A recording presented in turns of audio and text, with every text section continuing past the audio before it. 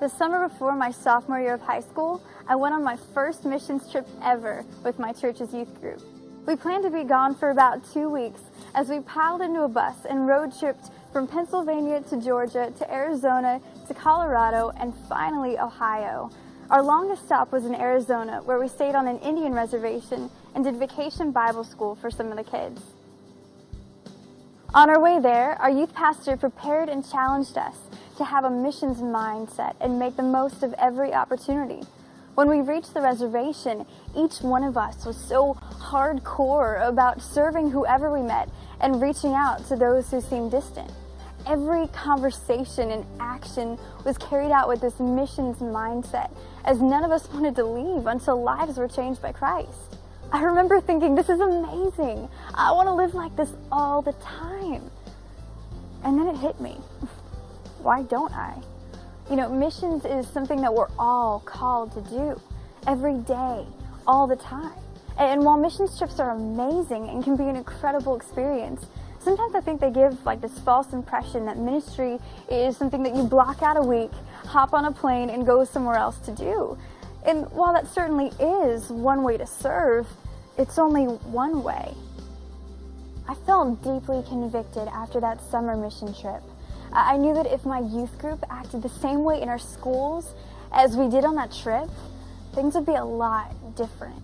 Not only would people unmistakably know that we're Christians, but they'd be challenged and changed by it. Jesus says in Matthew 28:19, "Therefore go and make disciples of all nations, baptizing them in the name of the Father and the Son and the Holy Spirit, and teaching them to obey everything that I have commanded you. And surely I am with you always, even to the very end of the age."